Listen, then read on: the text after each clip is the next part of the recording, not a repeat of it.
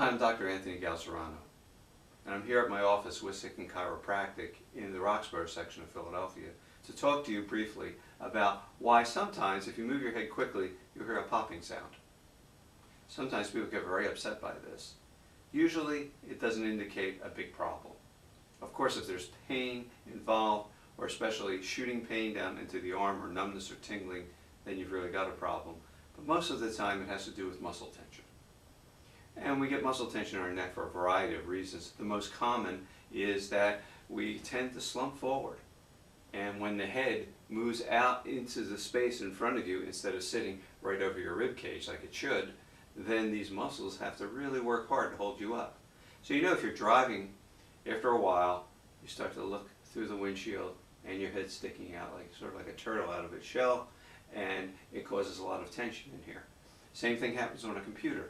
You stand, you sit rather, and pretty soon you're slumping in front of the computer, staring into the screen, not paying much attention to what's going on in your neck and shoulders.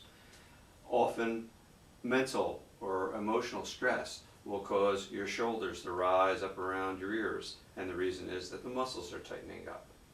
I believe it's a protective mechanism. It's a basic kind of instinct to protect your head when you're fearful or under a lot of stress.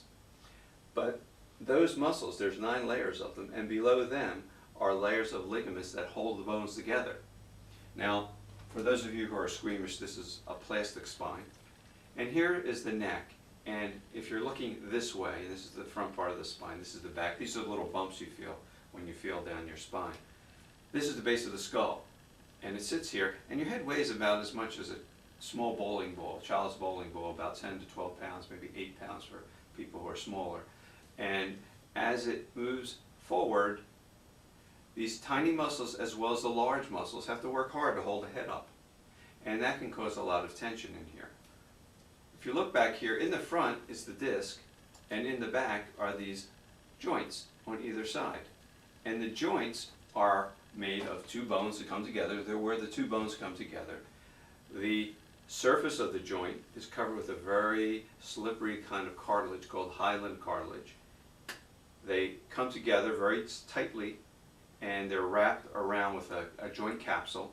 The inside of the joint capsule has these special cells that produce what's called synovial fluid, which is a very slippery lubricating liquid. And that, when things are working properly, especially in a young person, things glide very smoothly. You've got these smooth surfaces that are separated by just a thin layer of this very slippery fluid, and it makes for lubrication. Now, that fluid is under pressure because these joints are pulled together, held together tightly by ligaments and by the joint capsule. So usually when you move your head, if everything is loose and relaxed, the joints will move smoothly and it won't make a sound. But if there's a moment's hesitation because of the muscle tension around, and you've got tiny little muscles right against the spine that are less than an inch long, if they're tight, then there'll be even a moment's hesitation in that joint, and then it'll suddenly move. It's like getting your tongue at the roof of your mouth and going, it makes a sound because pressure built up, and then I released it quickly.